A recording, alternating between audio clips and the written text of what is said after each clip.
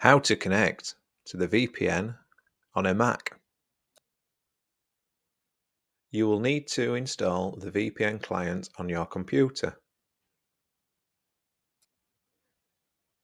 To install, follow the links on the page.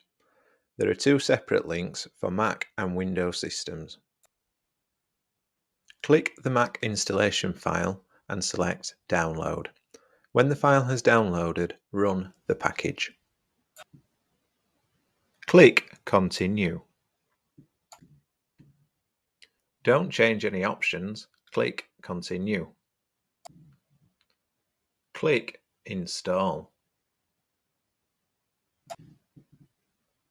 Input your admin credentials. You could be prompted as in this screenshot. If so, click on Open Security Preferences. Click the padlock and then click Allow. Setup will then complete. Time to reboot your Mac. After the reboot, log in. Click the globe icon in the taskbar. Enter stu-vpn.sec.shu.ac.uk into the portal address box and click Connect. A browser will open. Choose Shu user account.